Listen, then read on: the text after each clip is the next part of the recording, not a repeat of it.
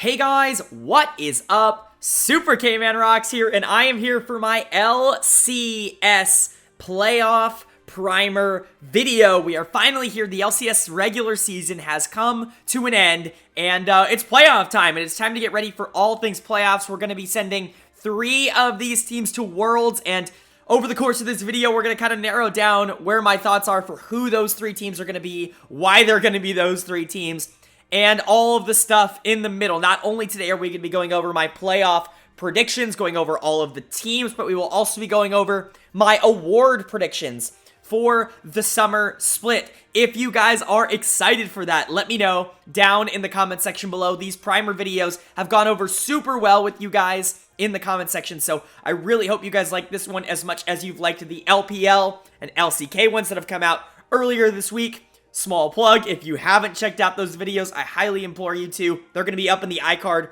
right now. If you have any interest in the LPL or LCK playoffs, go ahead and check those out. Obviously, I've also been doing recaps of the playoff series that have happened so far. The LPL Round 1 recap came out yesterday. You can check that one out as well. But before we get into everything, up on the screen right now, you're going to see an updated version of my schedule. Obviously, we're midway through this week. We've been plowing through the videos.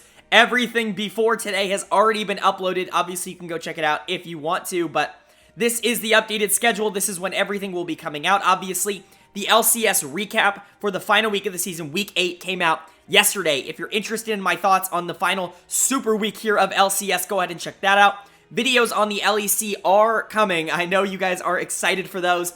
Those will be coming out later this week. They start playoffs much later than everybody else, so unfortunately, they have to wait a little bit, but today is the LCS day, so let's not waste too much more time. Let's jump right into our award predictions here, and kicking off our award predictions, of course, the big award, the big one, MVP. Who is my MVP pick of the split? I think for a lot of people, they know that it came down to a 2-horse race for me. There were 2 people that were fighting it out all year long, and I ended up going with probably the consensus pick here in Inspired of Evil Geniuses. He was just so good this year for a team that really showed that they wanted to play fast, they wanted to play aggressive, and a lot of that was because of Inspired. Not only did he have a very consistent regular season, but he was really the lifeblood of what this team wanted to do in the early game. And obviously you can talk about EG's late game and a little bit of the struggles they have there, but the early game has always been really good for this team, and I think a lot of that is because of Inspired's pathing and Inspired's knowledge. He always knows exactly where he needs to be, and he always plays champions that he feels like he can actively do something early game on. The Wukong was his most popular pick here with 5 picks. You have the Viego, you have the Poppy. All of these champions can have an early impact, and obviously that's a little bit of the meta, but also that's just how Inspired likes to play and how he likes to play with this team in general. He was really good. I think you can talk about how he had maybe a little bit of a slower start to the split than maybe some other people that would be in the MVP conversation, but the last 4 or so weeks, it's really been such a no-brainer that he's been the best player in the LCS that, for me, it is pretty much not even a competition. He is easily my choice for MVP. Without him, you know, I'm not going to say EG wouldn't be a great team because they have a lot of good players, but he really is the engine that makes everybody else look great. He showed that last year in the playoffs, or last split, I should say, in the playoffs. He showed that at MSI, that when he played well, like, that team was able to win games even against some really good teams, most notably RNG. And then, you know, I mean, he completely destroyed Summer. I will say, a little bit of a caveat, if you guys have watched the previous player primer or playoff primer videos, you'll notice that, unfortunately, Inspired looks a little cut off here in the photo. You can blame LCS for that. They don't post a lot of really good graphic content, so, you know, we're doing the best we can with what we've got, but, you know, go yell at the LCS to make better player portraits, better player of the week portraits, but, yeah, Inspired is going to come out as MVP. The other people in the race, I said it was a 2-horse race most of the year. That was between, of course, Inspired and Someday. Someday was really good on 100 Thieves this year. He's going to get not nearly the credit that he deserves, but you can make a real argument that he was the best player on that team, and I certainly would.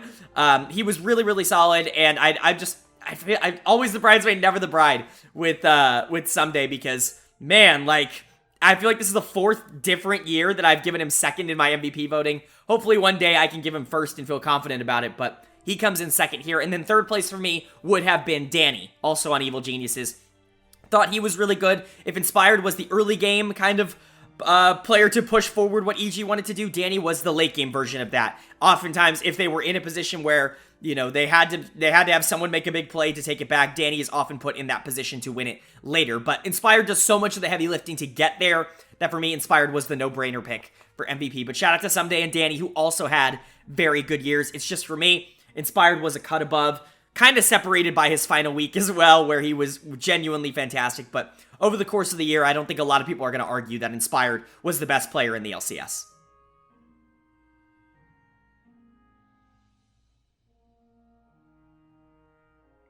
That's going to bring us to our second major award here. We've gone over the MVP. It is now time for the Rookie of the Year here in 2022. And we had quite a few options for this, I think. Obviously, it's a little bit difficult to tell who counts as a rookie and who doesn't. Mostly because a lot of the premier rookies, this split quote-unquote rookies, are people who I would expect to qualify, are imports from other regions. But none of them, basically, as far as I'm aware, anybody who hasn't played in the top league of a region is considered a rookie.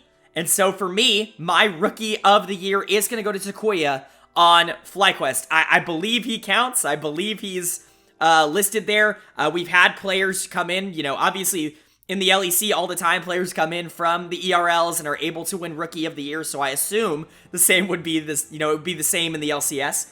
But Takuya is my pick for Rookie of the Year if he is eligible. He was genuinely great this year. FlyQuest surprised everybody for a majority of this season. Obviously, you know, both faltered and came back a little bit down the stretch, but pretty much all of their success this year, I would say, was off the back of Takuya being really, really, really good. Now, there are good things about him and there are bad things about him, but let's talk about the good first. He might be one of the best assassin players in the LCS. Like, straight up, I think he might just be the best assassin player in the LCS. It is crazy what he is able to accomplish on picks like the Ahri, picks like the LeBlanc. He pulled those out, especially in clutch situations, in those games that were a little bit more important down the stretch of the season. He was pulling out the assassins. He was doing a really good job at messing up the enemy's timing structures when it came to fights, making sure that everybody on the enemy team had to play incredibly safe because he always was a threat to, you know, just destroy and burst up that backline. Very, very, very good from Takuya. And obviously, I think what FlyQuest did was play through him a considerable amount. I think you can talk about Johnson getting a lot of the momentum and the gold later in the season and even early in the season, which I agree with on the picks like the Twitch. Johnson definitely got a lot of it, but really it was Takuya that was facilitating everything. And that to me is kind of the structure of like who's the most important on the team is when, like where, it's not who's getting the gold, it's why is someone getting the gold. And in this case, it felt like really wherever Takuya wanted the gold to go, the gold was going on FlyQuest, and he did a really good job of being able to translate that around the map. He had a very good synergy with Jose Deodo, obviously came in, he's a fan favorite. I don't think anybody's going to be upset by this pick. He was really, really fun to watch, and to me, while there were a lot of good other options, this was a rather easy pick. Now, Takuya is not a perfect player, but we'll get to a lot of that when we get to the matchup analysis. I'm a little bit worried about his champion pool. He is a very good assassin player, but I'm not sure how much he has at a super, like, #1 mid laner level outside of that. But, I mean, at worst, the dude's like a top 3 mid in the region, and he was a rookie, so for me, pretty easy selection for Rookie of the Year. Some honorable mentions here. My second and third in the voting. Second was easily Jojo Pyun. It feels really bad that I can't give him this award because NA talent and I want to reward him, but Takuya, in my opinion, was just the better player this year, and while Jojo was very, very good, I still think he has a lot of room to grow. There's a chance that in a year or two, we're looking at an even better version of Jojo where he's easily the #1 mid in North America and he can actively compete with anybody in the world. That's what I'm hoping for, and he has definitely shown that he is on that kind of development track. But for me, if I had to choose between Takuya and Jojo, unfortunately, Jojo falls to #2 here. And then at #3, I have Berserker on Cloud9, another example of an import that I just assume is eligible because he never played in the LCK. So I assume he is eligible for Rookie of the Year. And if he is, he definitely gets third here. Someone also to note that I don't think applies for Rookie of the Year who would have gotten third would be Luger. Obviously came through Academy, but did play for a while in the TCL. And as far as I'm aware, playing in the TCL disqualifies you from being Rookie of the Year. That's happened to Closer. It's happened to Blue. Pretty much anybody who's come in and played in the TCL, it happened to Broken Blade, was not eligible for Rookie of the Year. So as far as I'm aware, Luger's not eligible. So Berserker slots in here at the number 3 spot. But congrats to Takuya. He had a phenomenal rookie year, and honestly, I hope he can be this dominant for years to come. If he can be the next, massive EU mid in North America to take over and be dominant for many years to come, I would love for that to be Takuya.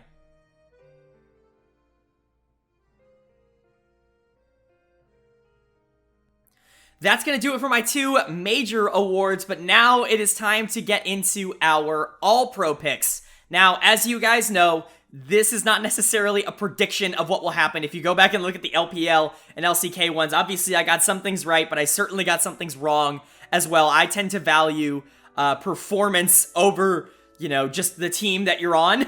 A lot of times I think All-Pro can just be a little bit of, oh, you were on a good team. You must have been a really high contributor. But I think if you are a really, really solid player that basically is the heart of your team, that should be a little bit more valuable than maybe the worst player on a best team.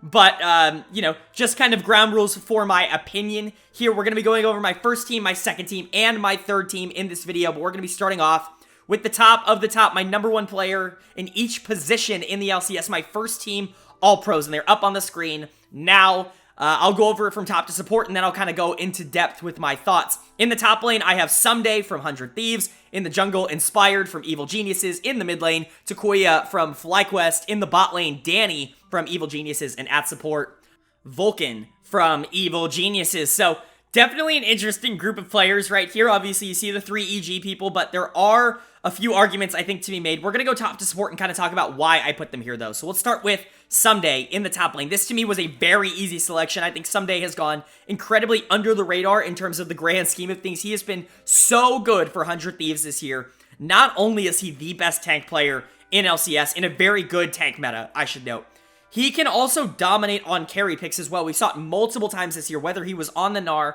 whether he was on the Sejuani, whether he was on his signature Aatrox. He even played some really good games of Fiora. It didn't really matter. The Jax, obviously, a notable pick of Someday's. It doesn't really matter what Someday picks. He's going to be an integral part of that team, and he has been for so many years. Obviously, we've been hearing it for a while that Someday's kind of the old man of 100 Thieves, and to me, he is still the best player on that team. I think you could definitely argue that in terms of FBI, would probably be kind of in that conversation as well. But for me, Someday is still the guy on that 100 Thieves team, and they are the number 2 seed, mostly because of Someday stepping up and being so consistent in the top lane.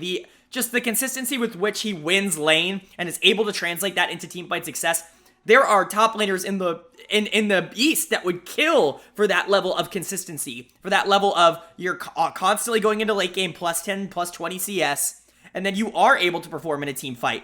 Someone like Rich, I gave him second team all LPL, and he would kill to have the laning prowess of Someday. So, yeah, I think he gets underrated in terms of the grand scheme of things. He is still a world-class top laner, in my opinion.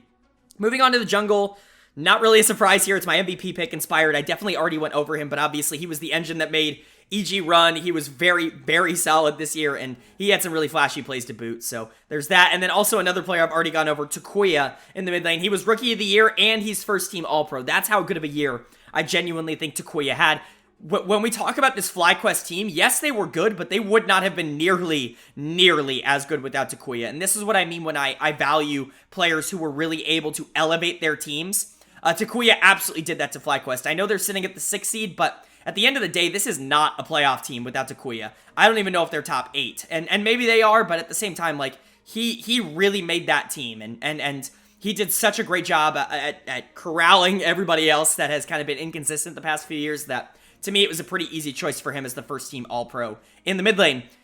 And then we have the EG bot lane coming in here at bot and support. We'll talk about Danny first. I think Danny had a phenomenal year. Talk about a team fight beast. We talk about this in a lot of other regions where the AD carry role can sometimes be a little bit of a, half and half split of some people are really good at laning, some people are really good in team fights. And that can be a little bit true for Danny here, where sometimes his early game can be a little bit inconsistent, can very much be, and he's gotten better. I do want to note that. But sometimes he can still be out of position. He can still be in a position where he's getting pressured out by supports, and it's not always the best for Danny before 10-ish minutes, but you go 25 minutes and beyond, and Danny turns into the best player on the Rift. He is a perfect team fighter. His positioning is flawless. We've seen like 75 pentas from him over the past year, and he's still super young. Obviously not a rookie, but still a very young player. He's kind of just completing his first big cycle of LCS, and I really, really hope that he can continue to grow. If he's already first team, like, he has the potential to be one of the best players in LCS history if he continues to grow like this. And Vulcan does a great job of pairing with him at the support position. This was a little bit of a tough choice for me, but Vulcan, at the end of the day, I thought was the most impactful support in the league. He was just really, really good at managing not only Danny's inconsistencies in the early game, but also managing like jungle pressure. That bot lane very rarely was in a position where they were susceptible to major ganks or major crazy plays, often because I think Vulcan did a great job of gaining vision and gaining protection, and that was really the thing he did great on Cloud9 for so many years. He's clearly translated that over to EG, and I think it's helped them in a significant way. He's not like the best support team fighter, although I certainly don't think he's bad at it, but what Vulcan offers to the team, I think, is a macro presence that they simply just would not have without him, and I think he does a great job of adding that here to EG. So overall, this is my first team. These are the tops of the top in all 5 of the roles. Definitely let me know down in the comment section how you disagree, but it's time to move on to the second team.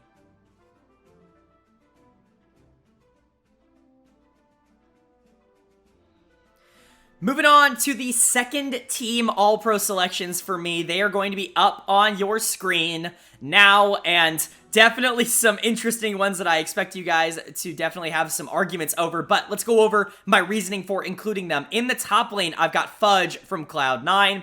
In the jungle, Santorin from Team Liquid. In the mid lane, Palafox from CLG. And in the bot lane, FBI from 100 Thieves and Huhi from 100 Thieves. Whew, this is definitely there. I can see some controversial picks here, but let's go top to support and talk about it.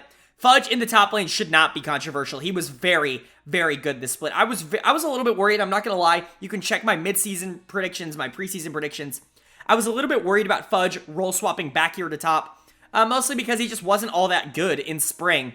And, he wasn't awful or anything, but he was just kind of a meh mid laner, and I was worried that the confidence boost, or the confidence would be at a little bit of a low, and I was worried about his mechanics. He really didn't have that great of mechanics in spring, but he goes back to top lane, gets back into his natural role, goes back on the champions I think he's most comfortable on, and he's dominant. Again, he's still a very, very good top laner, arguably the best split that he's ever had. I think I would certainly be a part of that camp. I think this was probably the best split that Fudge has had, especially in North America, but maybe ever.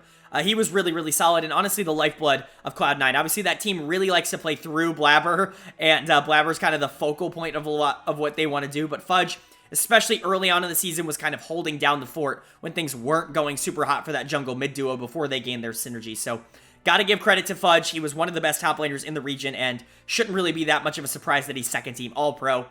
Neither should the jungle position, which goes to Santorin. Obviously, you can say what you want about TL's macro decisions towards the back half of the game. Santorin does a wonderful job early in the game to put them in the positions that they need to be in order for them to be the best possible team and to give them the best shot at winning. Their early game is great, and oftentimes that is because Santorin does such a great job of setting them up. Now, obviously, their late game macro isn't phenomenal, but it's hard for me to put that on him as the jungler, mostly because he's often on these very supportive picks. I mean, we saw him on the Trundle like 90% of the year, and you see him here, and it's like, okay, well, what's the Trundle really supposed to do once he gets his laners ahead?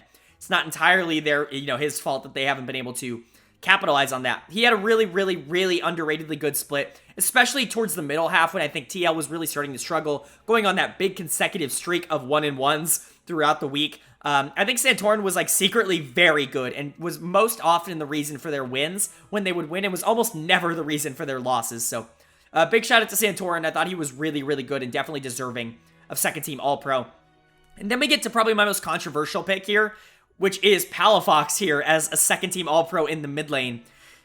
We've talked about this in previous regions, how mid lane can be kind of a really deep position, and you're often leaving people out by not putting them on the All-Pro team. It's just really hard. There's more than 3 good mids. I think the opposite might be kind of true in the LCS, where I think there were a lot of opportunities for mids that maybe weren't as established, before the year. Takuya and Palafox are great examples to step up and take the first or second spots because they could play really, really well. There wasn't anybody that was like clearly better than the rest. And Palafox was someone who I think absolutely stepped up to the plate. Not only was he playing well early in the year, he finished the year phenomenally here for CLG, was a big reason they had a pretty easy time clinching 4th place in the playoffs here. Palafox was kind of the driving force for that. I've talked a lot about how that team likes to play. Obviously, Contracts is super aggressive, and the reason that he can often get away with it is Palafox playing with him so often. He does a great job late game, probably the best late game mid laner in the region, or at least one of them. His team fighting has been superb over the course of the year, and I definitely want to give him credit for that. Obviously, other good players on CLG as well, but Palafox, I think, was really the glue piece, especially towards the back half of the year, to get that team over the hill and get them to the position where they're at now. Top 4 is no easy feat in the LCS, and for CLG to rocket into that basically here in summer split here, I think that a lot of that has to be due to the growth and the overall just fantastic play that Palafox was able to show for a majority of the year. So for me, he's a pretty great choice here for second team All-Pro, although I definitely think there could be other people you could put here, and I wouldn't argue too much. But, you know, then we get to the bottom lane, and just like the first team, we've actually got a pair here in the bottom lane. We got both FBI and Huhi here at bot and support.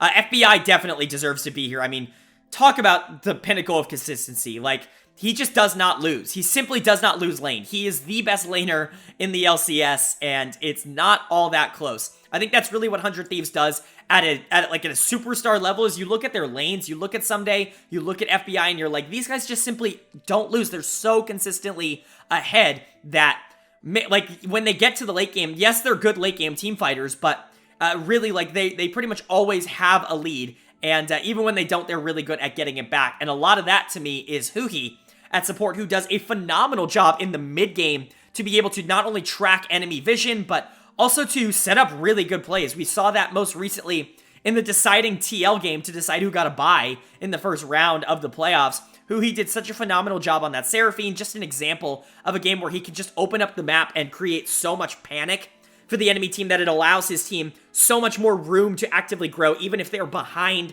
in gold. These two are a phenomenal duo together because FBI is the early game punch, the, you know, mechanical skill, the laning phase prowess, and then Huhi does a great job of making sure FBI can get to that later part of the game where he can dominate. So I very much think these two absolutely deserve second team, and in my opinion, these two are not absolutely, like, it's not all that close. I think there's a pretty big gap between second team and anybody else. So those are my second team picks, but now it is time to jump into our third and final All-Pro team.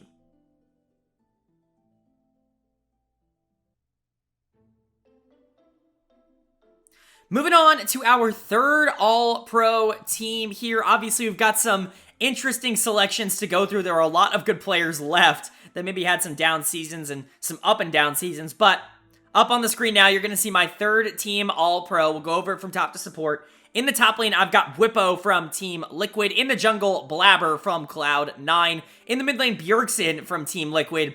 In the bot lane, Johnson from FlyQuest. And at support, Core JJ from Team Liquid. So let's go over it, top to support. A lot of interesting things here. Whippo in the top lane. I really don't think there's going to be a lot of pushback on this either. To me, there was a very clear top 3 in terms of top laners this split. If Someday, Fudge, and Whippo coming in here, I think Whippo unfortunately just falls to the bottom of that. Not to say he had a bad split, but oftentimes this Team Liquid team just doesn't put a lot of resources into that position. But when they do, he often does a really good job with it. So I wanted to credit him here. Definitely deserves third team. I just don't know if I can put him higher than this. Very good and very versatile. I think that's what I credit Whippo most for, is obviously the fact that not only can he play the tanks in a similar way to Someday, but he can play, you know, these more side lane carry type of things. I think really what Whippo excels at, though, is being able to take over games on tanks in a way that tanks normally wouldn't be able to. I think Gnar is a great example of that. Gangplank, even though he's not a tank, I think is more of a passive pick that Whippo is very much able to take over with, even in laning phase. Honestly, I think his game plan is just very simple. It's go even and then dominate later. Do whatever the team needs to be best. And I think that is a very valuable trait to have. He's made Team Liquid better for being there, especially towards the back half of the season. He's obviously had some games where it's been very questionable. But that's because usually if anybody is going to get targeted on Team Liquid's side, it is often case Bwipo, unfortunately for him. So when he's given resources, when he's given opportunities to get advantages, I think he does really well with them, but also he can get targeted, he can't get abused there in the top lane, and it's not always as pretty as it can possibly be. So he falls down here to the third team and not somewhere higher.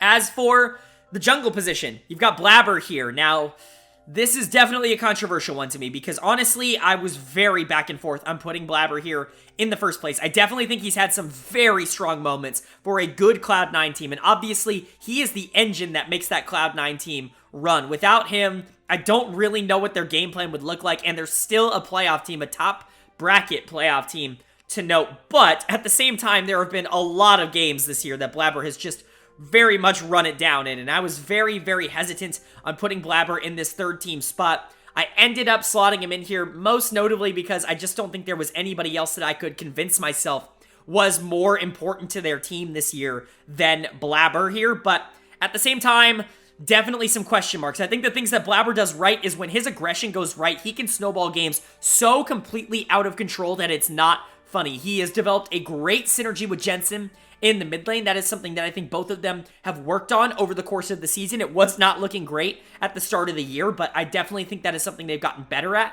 And now that they've really kind of honed in on the drafts that they want to have here, if they want to put Blabber on something like an Olaf and just have him run it down, or, you know, something like a Wukong and be a little bit more meta, I think they can really kind of get a grasp of what they want to do. We've seen some more supportive, some more roaming picks that can really combo well coming out of the mid lane. We've seen some good picks coming out of the support position as well. Overall, I think the team has just learned how to play around Blabber a little bit better, and that has unlocked him in recent weeks, which is why he gets here on the third team All-Pro. He was very close to not making it, but he does slide in here. Moving on to the mid lane position, I think this is going to be controversial to some people, but honestly, like I've been saying all year long, it really shouldn't be. Bjergsen's going to come in here in the third team, and I know a lot of people are down on Bjergsen right now, but I really just don't agree in the same way that, you know, I think he's getting underrated now, and that's crazy to say because it's Bjergsen. He's the best player in LCS history. For him to get underrated feels completely unbelievable, but man, he can still fight. Like, even if his early games aren't the most dominant, honestly, TL has a very good early game structure. They do a good job of making sure Santorin can help get a lot of people ahead in lane. Where they struggle is the late game team fighting, and I really think that Bjergsen has kind of held down that fort. Him and Bwipo, I certainly think have held down that fort. Bwipo maybe less so, mostly because there are just games where he's too far behind to do it, but Bjergsen's almost never behind.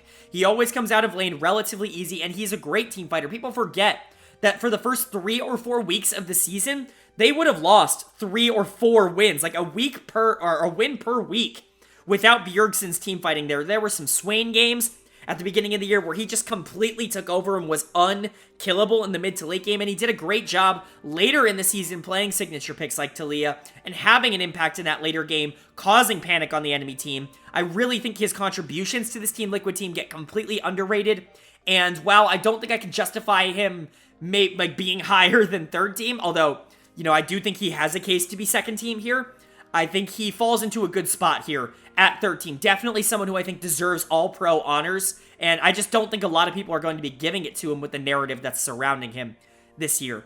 Moving on to the bot lane, though, I've got Johnson. This was kind of a new pick. I had Luger here for a majority of the split.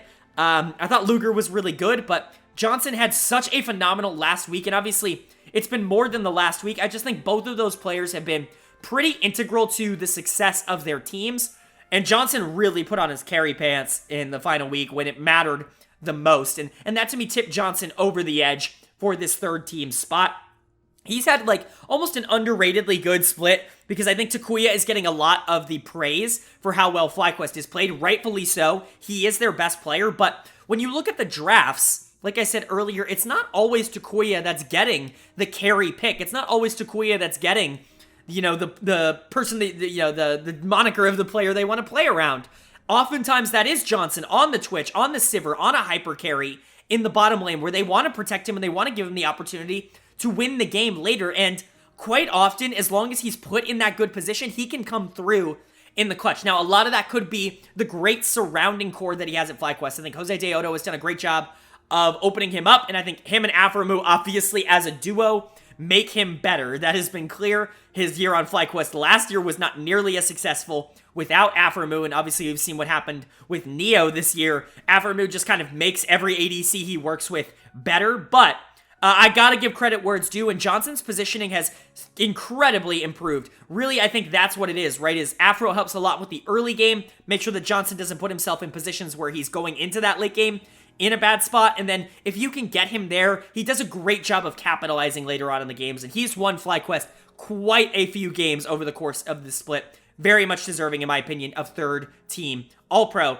And then the support position, I've gotten Core JJ. Now, Core has been someone I've been relatively critical on, I think, for the majority of the year. Him and Hans, I think, have not developed the chemistry that you really hoped they would, as potentially, you know, the two best players in their roles in the West. But Core, I think, has done some really good things this year, and while I think that there is definitely a debate for him to be on this list, I think he has definitely earned it. And I think a lot of that reason is out of lane. Now, you can talk what you want about Core as a laner and not really being there to help Hans, you know, get to any point in the game, and obviously he's gotten better at that. They've gotten better, I think, overall at playing around bot lane, but that's never really been Core's style. Core has always been the roamer. He's been someone who wants to open up the map, and I think when he gets the opportunity to do that, and when bot lane doesn't become a complete travesty because of it, TL often looks a lot better. When he's able to roam with Santorin, that's a big reason their early games are often so successful, is because when Core is given the opportunity to open up, I really do think he capitalizes on that. So, for that alone, I think he deserves third team, because truly there are some games that they just don't win without Core's expert map presence, and I think that adds a lot. Not to mention that he is still one of the best team fighting supports in the game. Obviously, maybe not to the same level as someone like a Huhi, who I think is probably just slightly above him, but outside of that, I don't know if there's anybody in the LCS that can really even remotely come close to Core JJ's ability to take over team fights as some of those support picks, and to make sure that everybody on the team has the resources that they need, no matter what the kind of pick is, whether it's an engager, whether it's an enchanter. It doesn't really matter. Core does a really good job of making sure that he plays his role, whatever that may be. So for me, even though he's definitely had some downs, and while the synergy hasn't always been there with the bottom lane, it is getting better over time, and I think the contributions that Core gives the team outside of just laning phase are bigger than almost what anybody else can give their team in the region. So Core comes in as my third team support, but that is going to do it for my All-Pro picks. Obviously, you guys are going to have some disagreements. Let me know what those are down in the comment section below. I love chatting it up with you guys there, but now that we are done with the All-Pro teams and the awards, the MVP, the Rookie of the Year, it is time to start getting into our team profiles.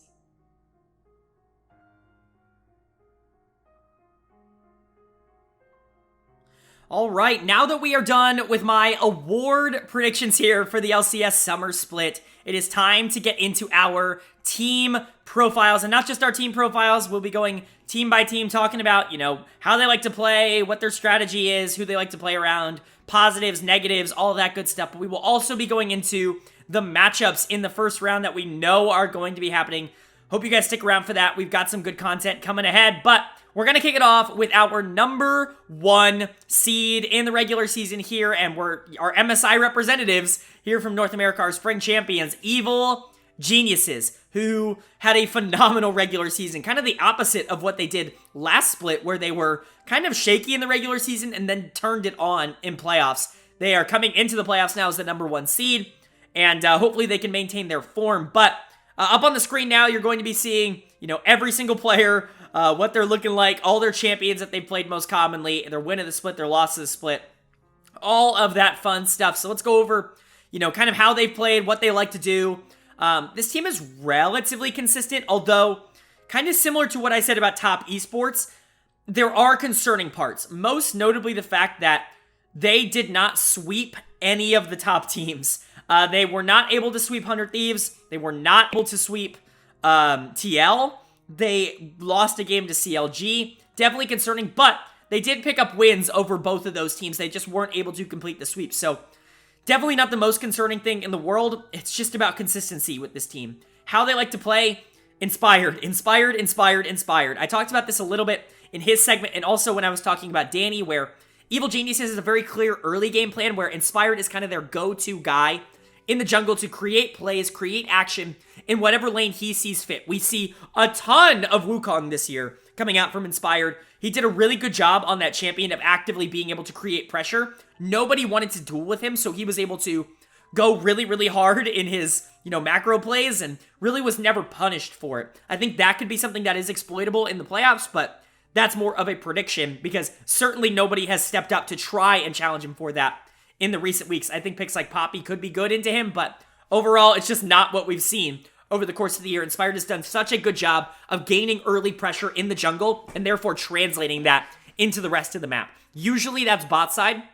There will be a lot of times where Inspired likes to go bot, likes to play with Vulcan often and create plays not only for Danny, but sometimes for JoJo as well around Dragon Pit, try to force fights, try to bait people. If they don't get that though, and they go into that late game, that's when Danny gets activated. He is arguably the best team fighting AD carry that the LCS has seen in a very, very long time. This guy is a penta machine. Not only that, but his positioning is nearly perfect. He has no fear in team fights. He knows he's good, and he plays like he's good. And that helps out this team, honestly, quite a lot in the long run, because there have been times where, Inspired isn't able to get that commanding lead. Like, he may be able to do some good things, but he's not able to dominate the game.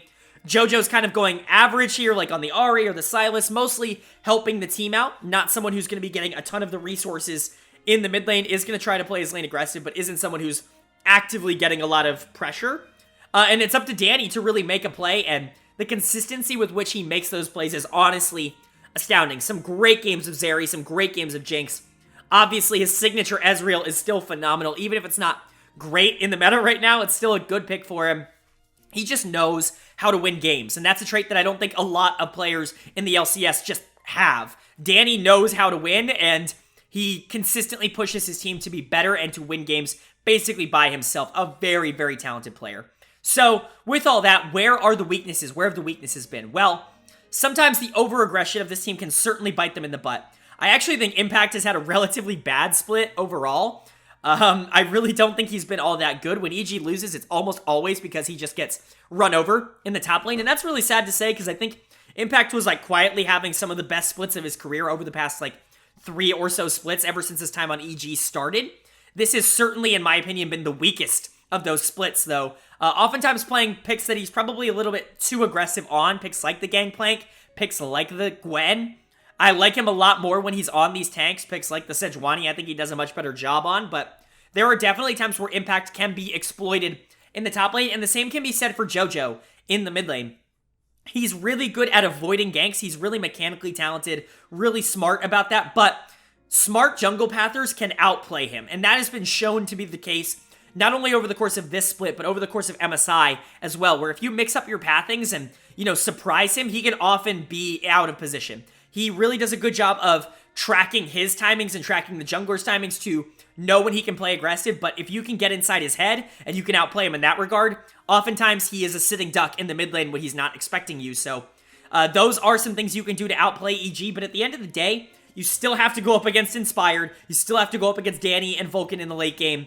This is a very difficult team to convincingly beat, and I don't see a lot of teams having a ton of consistent success against them. Like I said, it is a little concerning that in both of their final 2 games against 100 Thieves and Team Liquid, they weren't able to beat either, but that's something that, they have shown they are able to win those games, and hopefully they can turn that around in playoffs. They're most certainly going to have to play at least one of them in a high-pressure series. That's definitely going to be interesting to check out, but when it comes to talent, there aren't a lot of teams in the LCS that can compete with Evil Geniuses.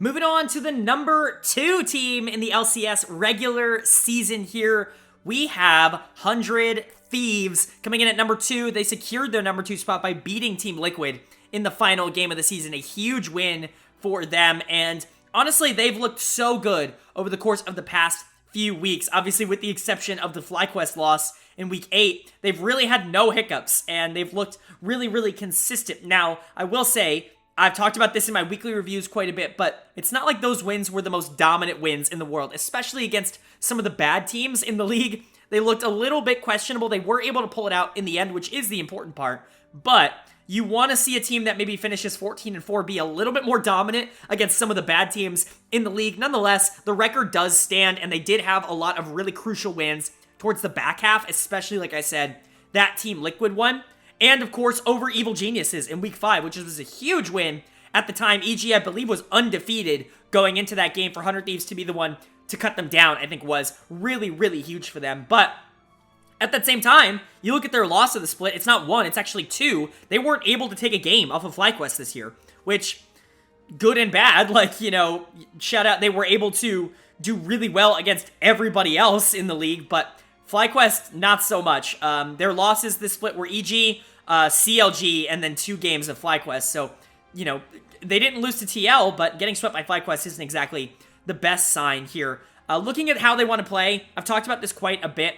Their early game strategies are just like win lane. There isn't often a lot of like dedicated plays, or at least plays that they go to over and over again.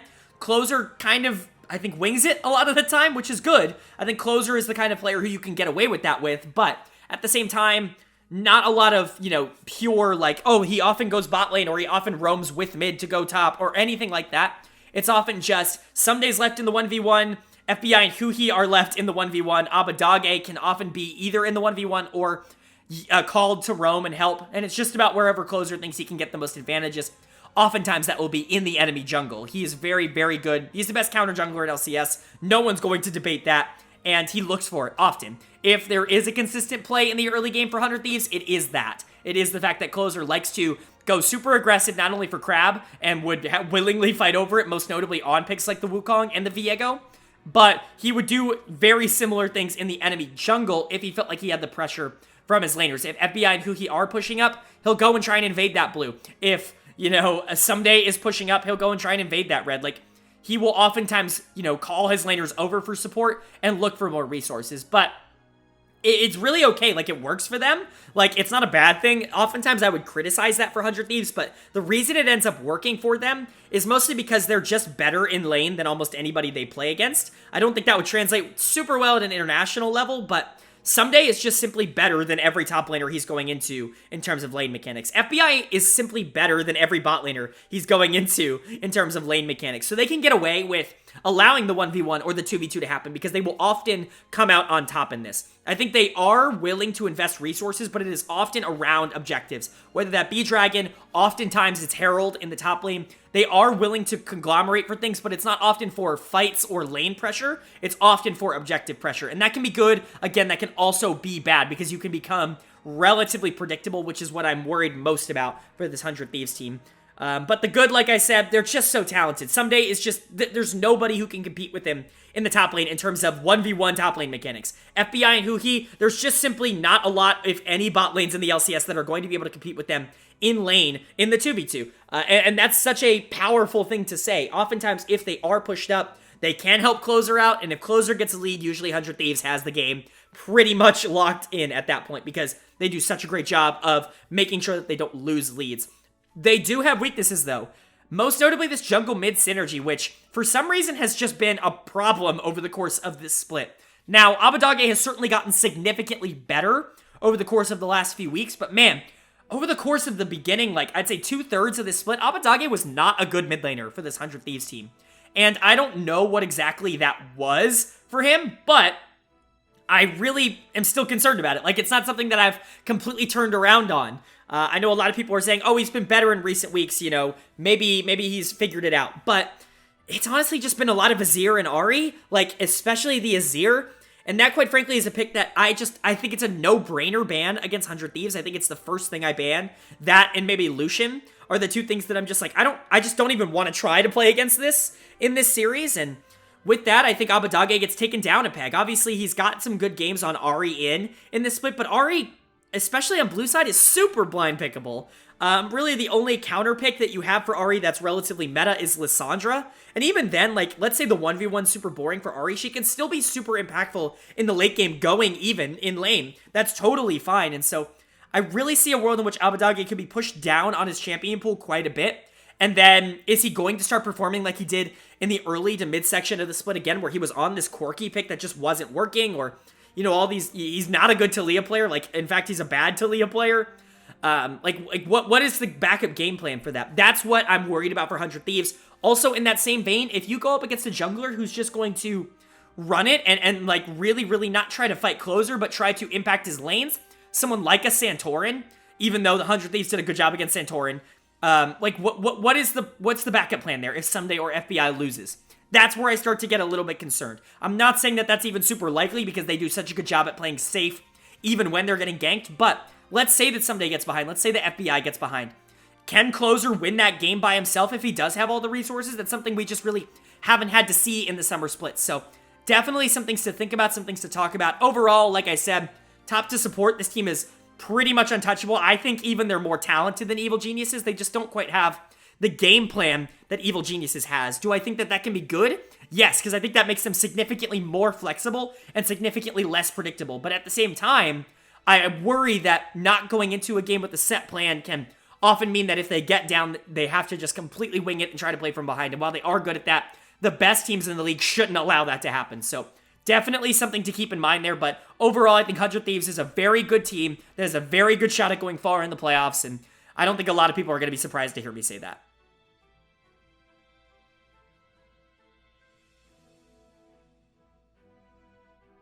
Moving on to our next team here, we have a little bit of a jump. Don't be alarmed. We're going to talk about 3 through 6 in terms of the placements, but they have some first round matchups to discuss. So we're going to be jumping all the way from 2 to number 7 here, to seed number 7, and that is Team SoloMid TSM. Now, they really picked it up towards the back half of the split. They were so bad for a majority of the split, especially before the roster reconfiguration. But honestly, I think them changing around their roster has fixed a lot of the core issues that TSM was facing. Maybe not to the point where I think that they're a top team or anything like that, but certainly to the point where I think they are clearly the best of the bottom 4.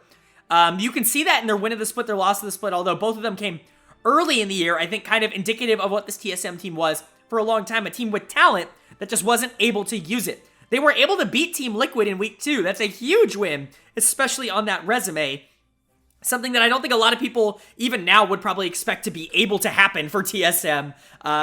They've been more consistent, I think, on beating the lower teams, but also I think they've been more consistent at losing to the higher teams with this new roster. They were able to take on Team Liquid early in the year, most notably because Spica just went off, and when Spica does that, they can still win. But even looking at their loss of the split, losing to Dignitas in week 3, like, that's bad. Dig only had 3 wins all year long. One of them was you. Not a good look overall, I would say, but this team is definitely in a different spot. Obviously, a lot of roster turmoil since the last time we really did a deep dive on TSM. Solo was in the top lane, Instinct and Chimer in the bot lane. Spica and Maple are still here, so that's certainly something to talk about. But there is good and bad to TSM. I think the good for them is they've really found a strategy that works, and it's playing through Maple in the mid lane. And not that Maple is like the star player or anything, but Spica does a great job of getting his laners ahead, and honestly, he does a great job of getting himself ahead as well. A lot of Viego games this split, I actually think if he steps off of that champion and moves on to the more proactive picks in the early game, I'm not usually a fan of the Xin Zhao, but picks like Xin Zhao, picks like Wukong, picks like Poppy,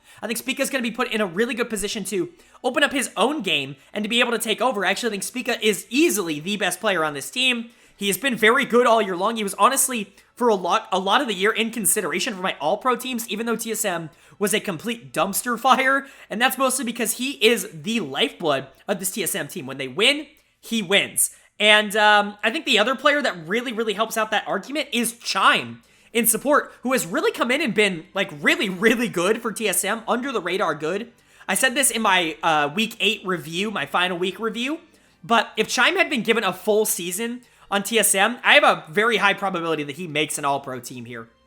He was really solid in his very limited time in the LCS, and I expect that to continue. He was really good in Academy as well for a team that, quite frankly, wasn't good, but he had been dominating that Academy split last split, and I expected him to only get better. So for him to get called up to LCS and to do so well, pair up so well with Spica, I really think the macro in the early game of TSM, that's really where they've improved and really where they've been able to take a lot of their advantages. However, this team has weaknesses. There's a reason they're the 7 seed and in the loser's bracket and not anywhere higher than that. And that's mostly because the talent surrounding Spica and Chime, I just don't think is great. I talked about how they like to play through Maple. that's not necessarily saying that Maple is a superstar. Maple can do really well, and you obviously see that he's a lot of games on these more aggressive style picks. Obviously, the Azir, the Ahri, things like that are going to be more common for him to go to in the playoffs here, but outside of that, I very much worry about his champion pool and about his ability to play the more quote-unquote supportive picks, those more passive picks. It's just not something that he's been able to do in recent years. And even on TSM here, I just worry that he feels like he has to carry too hard, which really is not his role. And then you have Instinct in the bottom lane, who I really don't think has been a positive for this team. I know obviously they've gotten better since he's gotten in, but his mechanics just aren't great. And I don't mean that in a negative way. It's just, I don't think he's ready to play in LCS yet. He definitely needs a little bit more seasoning down in Academy, in my opinion. He's been admirable, and I think a lot of what we're looking at in terms of advantages for Instinct when he's been able to do well have been him getting through the early game, him surviving the early game, and being able to play late. But even when he does get that opportunity, it's not always a success rate. So I'm not super sold on someone who doesn't have the most dominant early game, nor does he have the most dominant late game. That's definitely a weakness. Now, the one player I haven't talked about yet is Solo in the top lane. Solo is very hit or miss, and honestly, most of this year for TSM, he's been hit, which is really, really good for them. Obviously, a ton of Ornn, a ton of tanks, a ton of weak side coming out from Solo, but that's his specialty. He is the weak side player in LCS, and he does it to an incredibly high degree. Really, really excited with what he's been able to do. However, he has had a couple of games where maybe he's on the Gnar and he starts to feel himself a little too much, but he starts to push ahead with no vision. He is very susceptible to ganks if he is in the lead. That is something that has been proven over and over again with Solo in the LCS, is that when he gets ahead, he gets a little bit too comfortable with the position that he is in. That can be good. That can definitely also be bad. Overall, I'd say Solo has definitely been a positive, and I hope to continue to be a positive for this team, but it's just the inconsistency there, definitely still worrying. There is a reason, quite frankly, that he didn't have a team coming into the year, even if I think that that reason is pretty ludicrous, and that he's definitely earned his spot here. He at least has been playing well in recent weeks, and hopefully he can keep that up. If he can play the Ornn to the level he's been playing it recently, I mean, he might be one of the best top laners in the playoffs, and that's definitely worth noting. So, positives for this team: Spica and Chime, when they get to play together and take over the map grow game and be able to control objectives and just kind of get to that late game, maybe with Spica on a carry, or maybe get Maple some gold on his Azir, they are able to translate that into late game wins. However, if they're not able to get that, I very much worry about anybody else on this team stepping up. Maple's been inconsistent, Instinct has been inconsistent, Solo's just not the kind of player that can win you the game by himself. I really just worry about if they all in on Spica and Chime, where is the lead going to come from? That's my biggest worry for TSM, but they have been looking so much better in recent weeks, and clearly they're the best of the bottom four. If anybody's going to have a chance to take a series off of one of the top teams, in my opinion, it's TSM.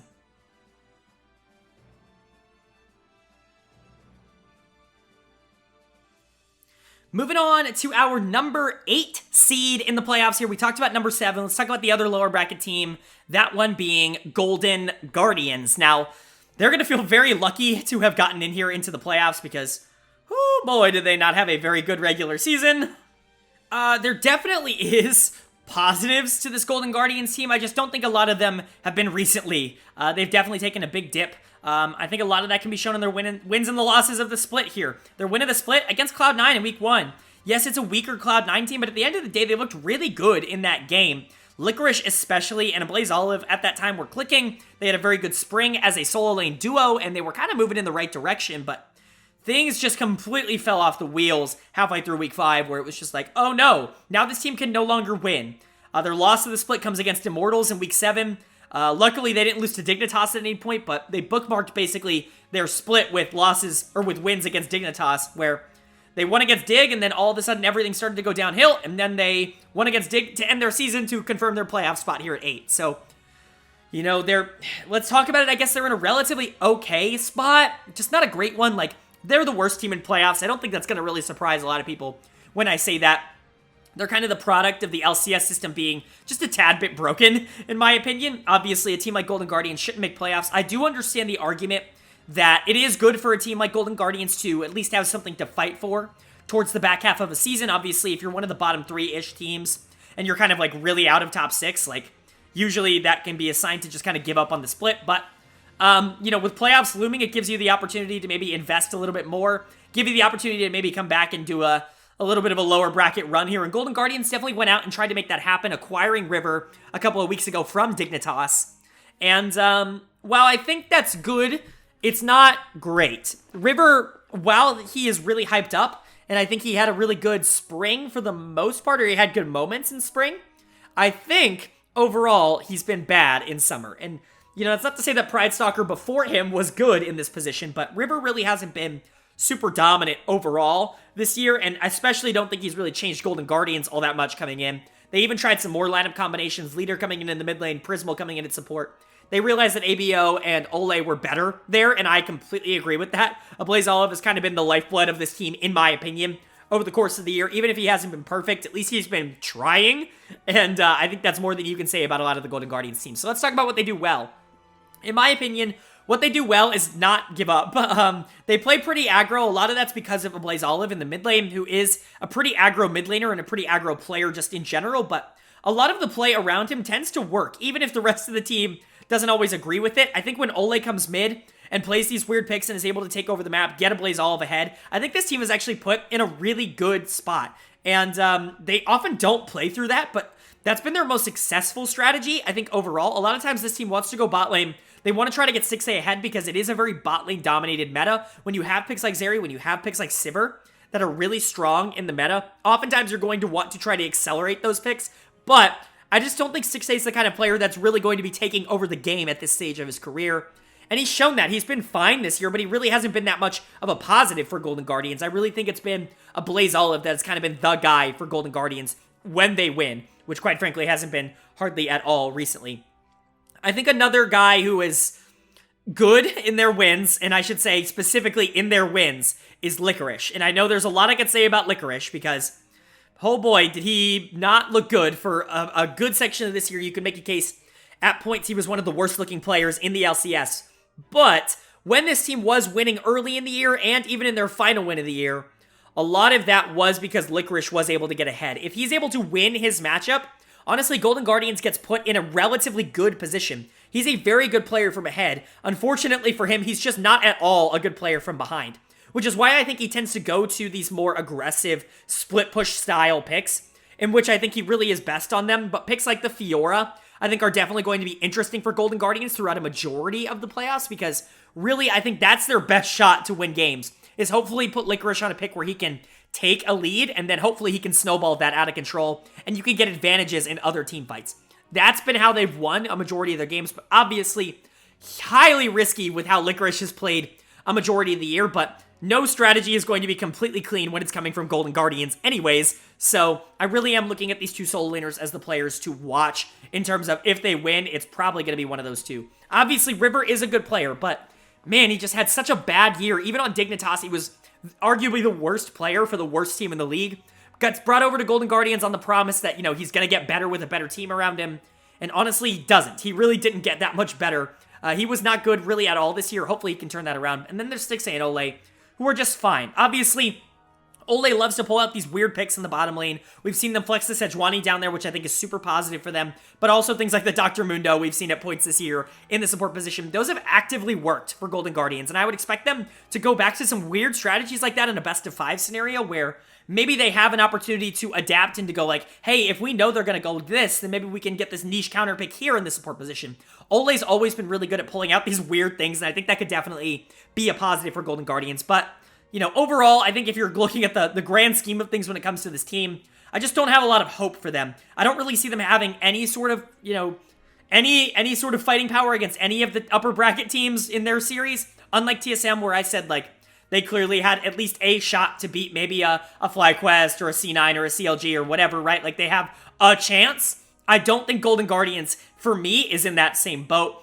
They're going to have to really impress and really overcome a lot of the odds in order to take a game, even really off of any of the teams in the upper bracket, and I just wouldn't expect a lot of that. But it is technically possible. A lot of these players are talented. They just haven't been able to put it together as a team, especially recently. So if they can get on the same page, if they can start getting a lot of their shit back together, maybe they have a shot. I just wouldn't put really any money on that.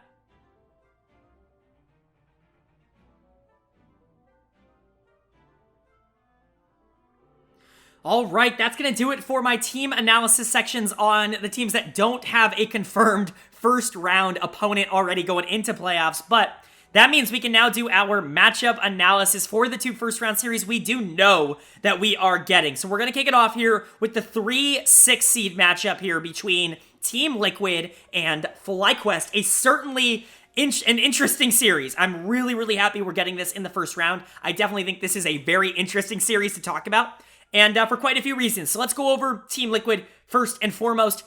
This team has definitely been inconsistent throughout the year. Like I said, there were significant portions of the year where this team was going 1-1 every single week for what felt like 4 or 5 weeks in a row. They just couldn't, they would dominate one team and then get dominated the later in the week. There was no consistency with how they would play, even going in back-to-back days.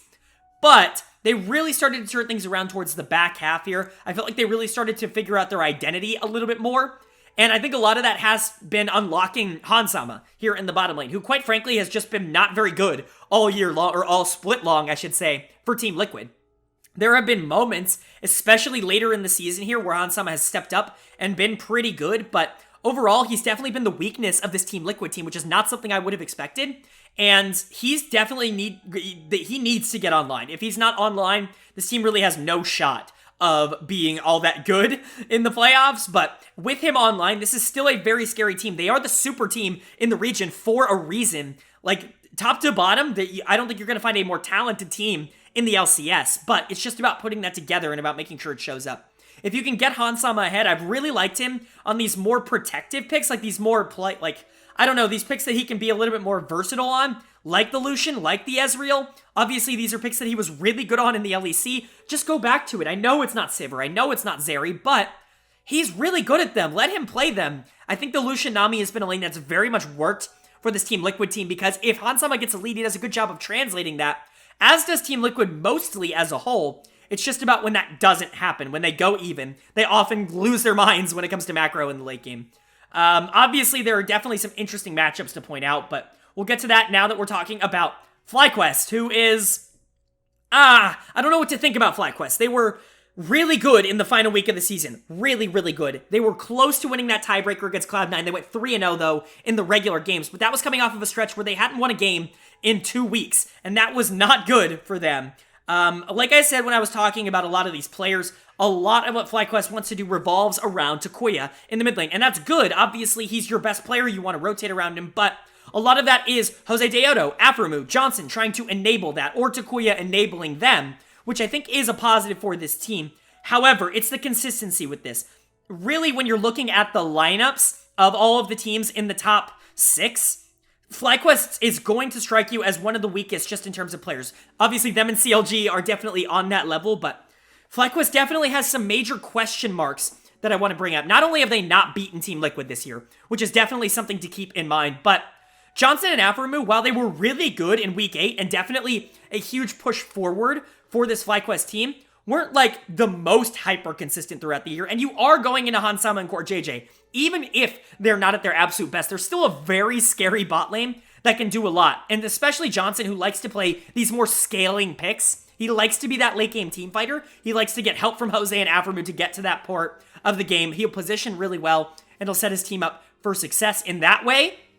That can absolutely be taken advantage of by a really good early proactive team in Team Liquid. However, on the other side, I really don't see a lot of options for Team Liquid later in the game if they don't get that early game advantage, because FlyQuest honestly has been one of the better team fighting teams in the region, and that's TL's biggest weakness. I really think it's going to be a battle of, can TL get an early lead? If yes, I think they're going to be in a good spot. If not, I actually think they're going to be in a very bad spot, because FlyQuest does a great job not only from playing from even, but they're great from ahead as well. So is Team Liquid, but it's very much going to be a back and forth series in that regard.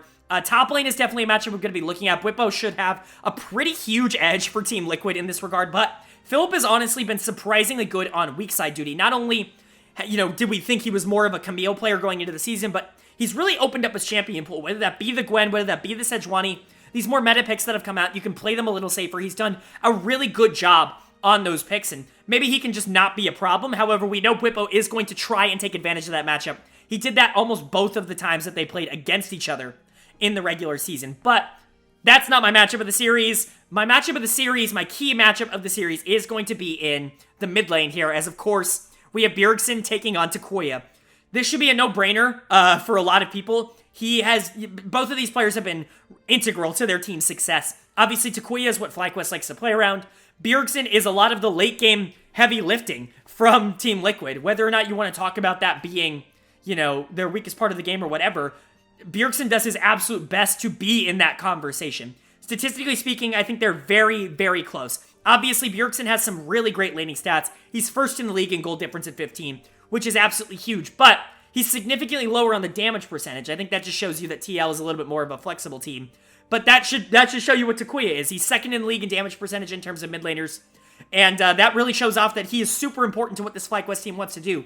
Even if late game, Johnson is the one that's going to be doing a lot of the quote-unquote heavy lifting, mostly because of the champions he's been given.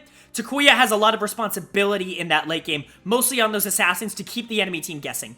Both of these players have played really, really well this year, and it's going to be an incredibly intriguing matchup. If Bjergsen gets ahead and is able to dominate the early game, get Takoya behind like he's done a couple times this year, I think TL's going to have a really good matchup in this series. But if Takoya can really step up and outplay Bjergsen in this series, that's going to be a huge benefit towards FlyQuest, and it's going to give them the best shot to win this series out of any of the matchups that they have. So this is definitely my key matchup of the series. I think there is a lot of interesting stuff between these two teams, and I'm really, really excited to get a best of 5 between them.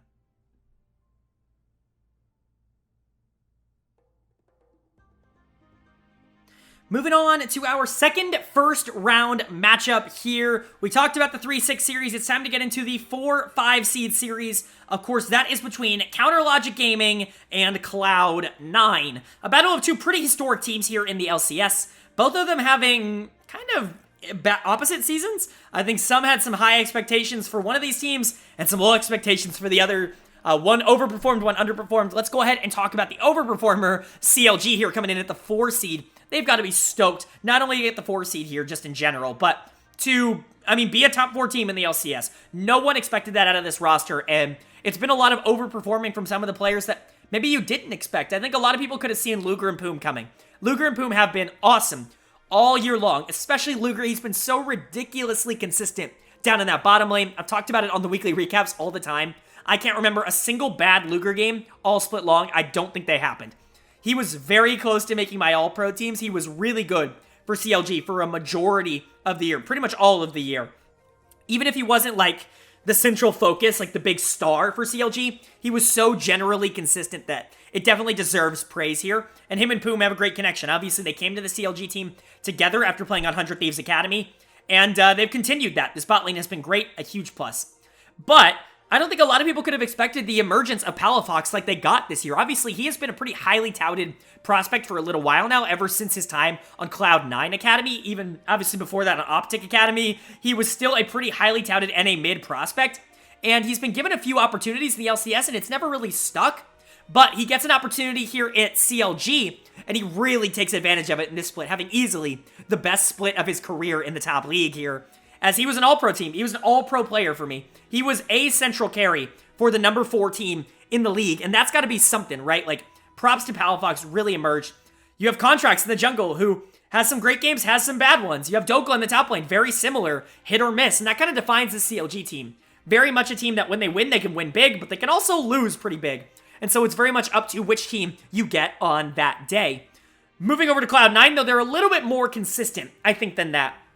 A lot of that has come in the fact of, I think early in the year, like I talk about a lot, this jungle mid duo just wasn't clicking on all cylinders, but they have really found it recently. Jensen, I think, with a lot of these more niche picks, the Zillion, the Anivia coming out in the final week of the season, I think really have helped unlock what a lot of Cloud9 wants to do. Give Blabber this hyper carry, the super aggressive pick, the Xin Zhao, the Udyr, the Hecarim even, like picks like that, and just unlock him, let him go play the game. Let Sven play Yuumi, let him play Lulu. Right? Let him be an enabler, and then you can put Berserker and Fudge on pretty much anything to help out with that, and it's going to work. The Gwen has been a huge pick for Fudge all year long.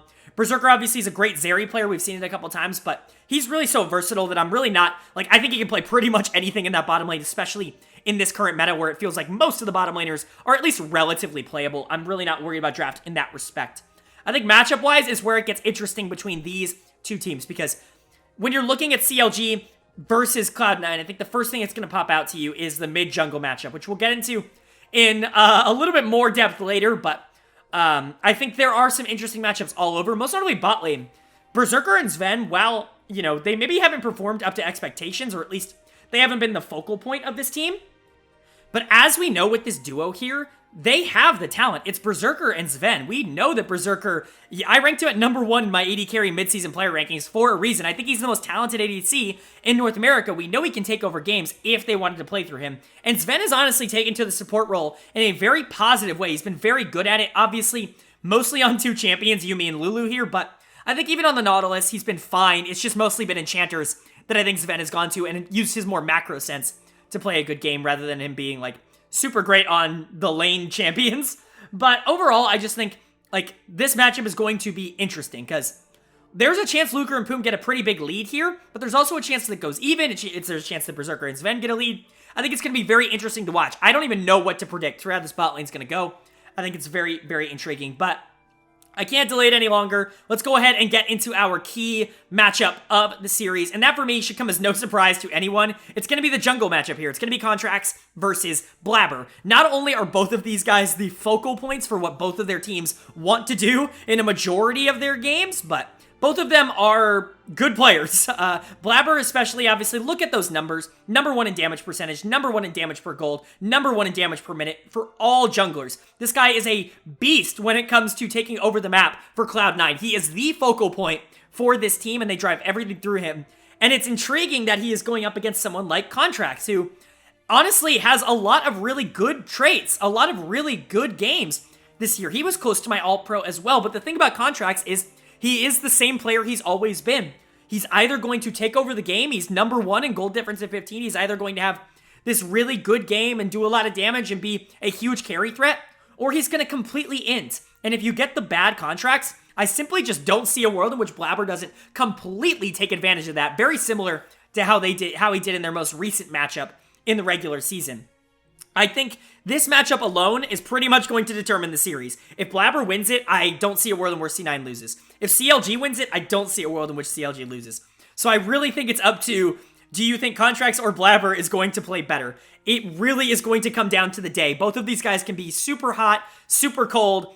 If you get the best version of both of them, I think that's going to be the most exciting possible series, but you know, more likely one of these guys is going to be really good and one of them's going to be bad. It's just going to be a coin flip as to which one is which. But yeah, these teams are going to be in a very interesting position, even if they win. Obviously, winner plays Evil Geniuses, so they're going to have to show a lot in this, you know, 5-game set in order for me to really believe that they're going to be long-term playoff threats.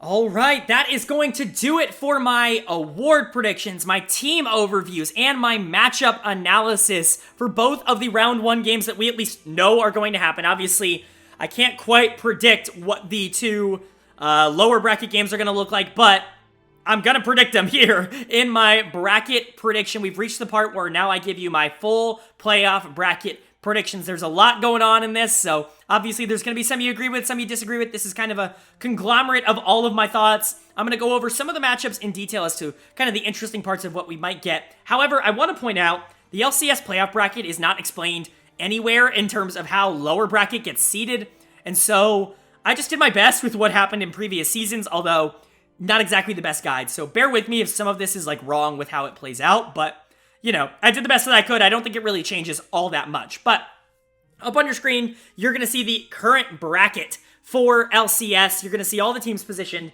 in the spots where they're going to start the playoffs. So let's go ahead and go game by game and talk about who is going where. Let's start with our 4-5 matchup here. CLG taking on C9. We were just talking about it. I was talking about how that really is a Contracts versus Blabber matchup, and I very much stand by that. I think whichever jungler shows up on that day is probably going to win the series. And for me, if I had to take a guess on that, I would guess that Blabber is the better player. So I'm going to go with Cloud9 to pick up the win in that series. Not to say CLG is a bad team, but I just think they have a little bit of an unfortunate matchup here against Cloud9. If Blabber dominates Contracts in the jungle, I don't really see a ton of ways for CLG to come back and win that game unless Palafox and Dokla go absolutely nuts in the solo lanes for them, which I don't see as super probable. So Cloud9 is going to be my pick there. I'm going to go with like a 3-1. I think there's a chance CLG takes the game, although I don't think it will be all that close in terms of matchup, unfortunately for CLG. looking at the other first round matchup, we've got Team Liquid taking on FlyQuest. We detailed that earlier. I definitely think this is an intriguing one. I talked about why I think it's a little bit interesting, but at the end of the day, Team Liquid is the better team, and they should be able to take care of FlyQuest. They should be able to pick up the win in this series. Honestly, it should be a 3-0. TL should be the better team here, as long as Hansama comes to play and make sure that Johnson doesn't completely take over the late game. TL should be able to win 3 straight games against FlyQuest and dominate them in a very similar way to what they've been doing all year long. I think there's a pretty massive gap in the top lane with Whippo versus Philip.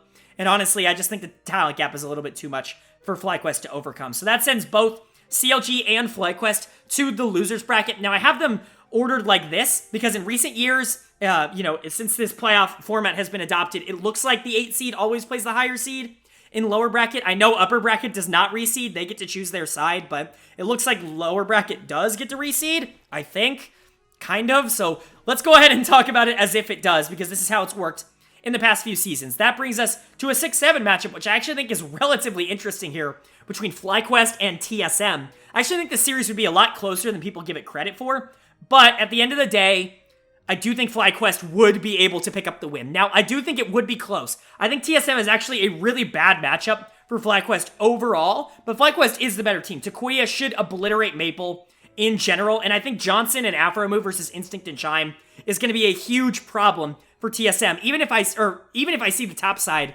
going poorly, and even if I see the jungle matchup going poorly for FlyQuest, I think they should have enough firepower in that series around their main carries to be able to win it. Even if it's in 5 games, I would take FlyQuest in 5. They're 3-2. Very close series and a tough draw for TSM there. But the other lower bracket series here, I have a CLG versus Golden Guardians.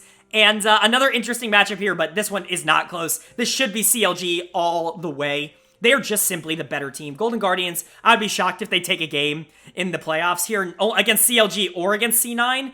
I really don't see a lot of worlds in which that Golden Guardians team has the ability to even win a game against them. They're just not all that talented, and they don't match up particularly well against either of these teams anyway. So I have CLG winning here in a pretty big stomp, probably a 3-0. That brings us to our second round, and at the top bracket, in the uppers bracket of our second round, we've got our number 1 seed EG team taking on Cloud9. Now, pretty interesting series here. I think Blabber has the opportunity to redeem himself a bit, but fortunately, he's going up against the reigning MVP, and the rest of the team, I think, is pretty outmatched. So I'm going to go with our number 1 seeded Evil Geniuses team to win here. Cloud9 falling down to losers bracket. I think EG is a good team. Like, even if they haven't been the most hyper-consistent against some of the top teams, I still think they're a good team. They've got the MVP. They've got the best bot lane in the league. You know what I mean? They've got a stud rookie mid laner and a very experienced top laner. They should be able to handle Cloud9. I don't think the series will be particularly close. I think it's probably a 3-1. I'll give Cloud9 one game because their strategy can really take over if they get it and if they win in draft. But I do think they are rather exploitable in that respect of if they get moved off of a lot of their aggressive picks, I can see them struggling. And I think EG is a good enough drafting team to be able to exploit that. But the other upper bracket matchup here, we've got 100 Thieves taking on Team Liquid. And in this one, this is very close for me, but I'm going to have to go with 100 Thieves. I think 100 T is going to be the better team here early in the playoffs. No momentum on TL's side. 100 T is a good team. They're really consistent, and they're really good at picking off mistakes. And I think Team Liquid has definitely shown that they make mistakes and that they aren't the perfect endgame team. Even if you just go based off of what happened here in Week 8 with these rosters, 100 Thieves lost the early game and then was still able to come back with some really good positioning, really good team fighting to beat Team Liquid in Week 8. I would expect something similar to be able to happen in this series. I don't think it would be a blowout. I think this would probably go 4 or 5 games, either a 3-1 or a 3-2 in favor of 100 Thieves in my opinion, but I do think 100 T should be able to take this in uppers, moving TL down to losers bracket. Now, with the matchups here in losers bracket, the way I did it here, I did not reseed. If it did reseed, it would be the same matchups as the first round, CLG, C9, TL, FlyQuest. But just to give myself an opportunity to talk a little bit more about some other matchups, I did not reseed. I don't know if they reseed. In both of the last few years, either the 1 or the 2 seed has lost in upper bracket, which means that I don't know. Like, I don't know if they reseed. They never had to in the past, and they don't have the rules of it anywhere. So I'm just going to talk about these matchups as if they could happen, and then talk about what it might be, on the flip side. But we'll start here with FlyQuest taking on Cloud9. We kind of saw this matchup in a tiebreaker in week 8 here. A very interesting matchup, and honestly, I think it would go the same way as the tiebreaker. I think Cloud9 would be the better team here, and they would be able to pick up the win. The big matchup here of Blabber versus Jose Deodo, I think, is super in Blabber's favor. While Jose Deodo has been good, he can definitely be exploited by very aggressive and talented junglers, and I honestly just think it's a bad matchup overall for FlyQuest, similarly to how I think TSM is just a bad matchup overall for FlyQuest. Kind of some bad draws here. I think they would have a much better shot against a team like CLG than they would against C9. But, this is how the cookie crumbles, so I'm going to have C9 moving on here, probably in a pretty dominant fashion. I'd say 3-1, maybe not, maybe they'll take one game, but I don't think it'll be all that close. On the other side, we've got CLG versus Team Liquid. I think this is a much more intriguing matchup. Obviously, if Contracts can have a superstar game here, I actually think Team Liquid could be in a lot of trouble, but I just don't think that's super predictable to happen here, so I'm going to go with Team Liquid. I'm going to go with TL to move on here. I will say, there is a lot of hype for CLG, but this TL team does a great job of corralling aggression. It's something that they do really, really well, and I think that actually this is a pretty good matchup for them. Overall, if Hansama can get online, like I always say, this team pretty much cannot be beaten in a matchup like this. Luker really is going to be the one, Luker and Palafox, that really have to step up. Obviously, very fun matchup here between Palafox and Bjergsen because of the comments that Palafox has made throughout the season. Would be really entertaining to watch, but I think TL should have the edge in this one overall. That brings us to our kind of battle for worlds here, as EG and 100 Thieves, after winning their upper bracket games, have locked themselves in for at least top 3. C9 and TL battle for that final spot in top 3, that final spot in worlds. And for me, I'm going to give the edge to Team Liquid. I know a lot of people aren't going to be super duper excited about that, but I think TL's just a good team. I think a lot of people are underrating them, mostly because they've just had some inconsistencies. But honestly, look at the history of a lot of the players on this TL team. Bjergsen, Hansama, Bwipo, all of these players have a history of being better in the playoffs and being better in high-pressure situations. I expect that a lot of the team's problems maybe won't just fix themselves, quote-unquote, but I think they're going to have a better game plan. They're going to have more time. And quite frankly, once they get to this point, they'll have won quite a few games in a row and quite a few series in a row. That confidence could get built, and we could be seeing a very, very talented Team Liquid team make their way into the top 3 here. But who's going to be joining them in the lower bracket? That is going to be known. EG and 100 Thieves playing in winners finals here.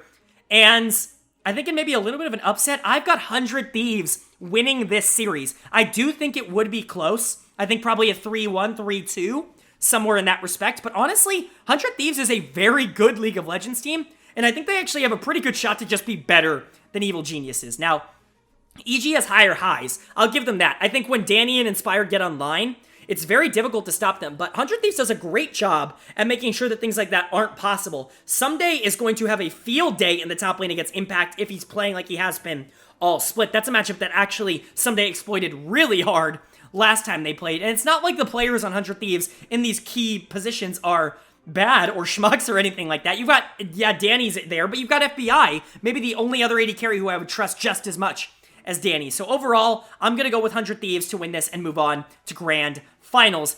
But that moves us down to our losers finals here. Evil Geniuses taking on Team Liquid. And in another little bit of an upset, I'm going to go with Team Liquid here. And people are going to maul. People are going to be so mad about this in the comment section. And I'm totally okay with it because my predictions are my predictions. I'm not going to change it based on public perception. But I do think that a bunch of wins under Team Liquid's belt at this point. They've beaten FlyQuest. They've beaten CLG. They've beaten C9.